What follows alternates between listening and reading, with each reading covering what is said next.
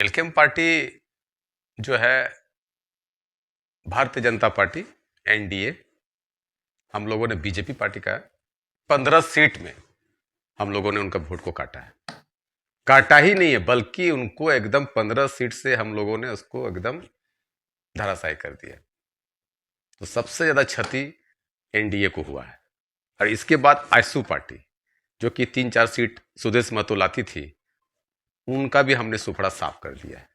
जयराम महतो वो डुमरी से चुनाव लड़े और बेरमो से, लेकिन डुमरी से जीत गए। बिल्कुल। इसमें आप क्या कहेंगे? सबसे पहले तो भारत दर्शन चैनल जितने भी देखने वाले लोग हैं, आप सबको मेरी ओर से खतियानी जोहार।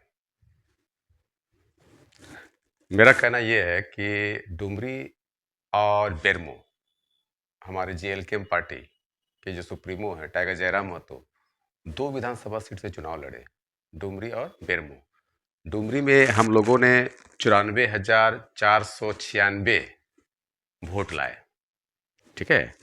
और वहाँ जो जेएमएम पार्टी से जो खड़ी हुई थी बेबी देवी, उनको 10,945 वोट से उसको वो चुनाव हारी और ये जीत हम लोग दर्ज किए 10,945। अगर बेरमो का देखा जाए, बेरमो में भी हमने 60,871 हम लोग वोट लाए, वहाँ भी हम लोग का पोजीशन सेकंड रहा। गोमिया देखा जाए, गोमिया विधानसभा में भी हम लोगों ने वहाँ भी जितते जितते हम लोग वहाँ भी हारे हैं। मतलब पूजा महतो जो है वहाँ गोमिया में 59,000 वोट वहाँ लेके आई।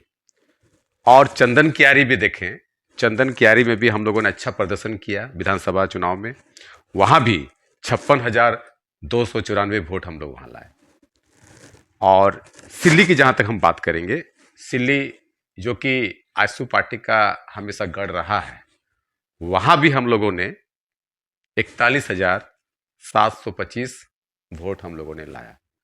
वहाँ सिल्ली विधानसभा में आईएसयू पार्टी के सुप्रीमो सुदेश महतो जी चुनाव हारे और हम लोगों ने आईएसयू पार्टी को बिल्कुल उनका सफाया कर दिया, सुपड़ा ही उनका साफ हो गया। किसी तरह से एक सीट चुनाव जीती है, मांडू विधानसभा चुनाव, मांडू से एक सीट उनका आया है और वो वहां से निर्मल महतो चुनाव लड़े, जिसमें से उनको जो वोट मिला है वो 231 वोट वहां मिला है। तो अगर देखा जाए तो जेएलके पार्टी, झारखंड लोकतांत्रिक क्रांतिकारी मोर्चा, जो कि 70 प्लस सीट से वो चुनाव लड़ी इस बार टाइगर जयराम महतो, तो मैं उनको धन्यवाद देता हूं तहे दिल से कि आने वाले समय में जेएलके पार्टी की सरकार बनेगी।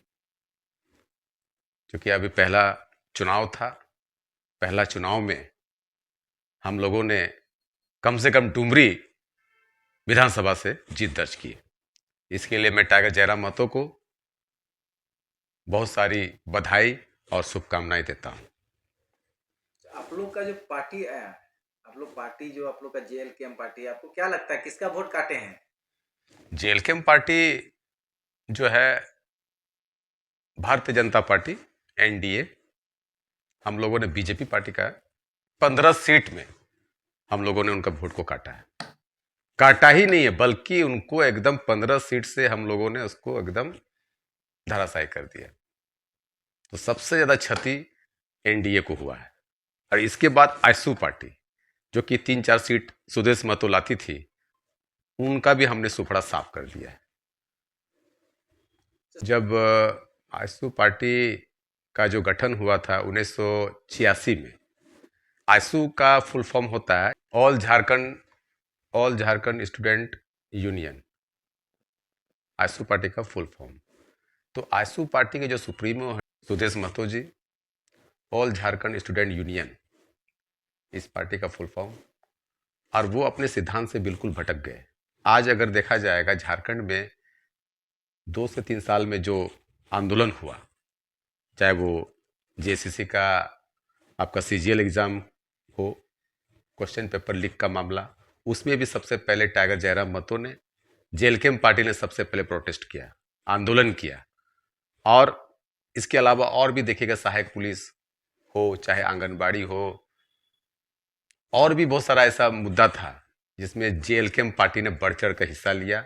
और आंदोलन में सबसे ज्यादा हम लोग जेएलकेएम पार्टी सबसे पहले आए।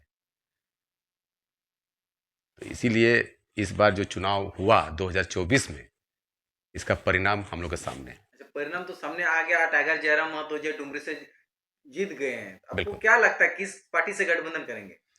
पार्टी में गठबंधन का तो अभी हम नहीं बोल पाएंगे, लेकिन चूंकि एक ही सीट है हम लोग के पास, डुमरी विधानसभा, और बाकी सीट में हम लोगों ने अच्छा प्रदर्शन किया है।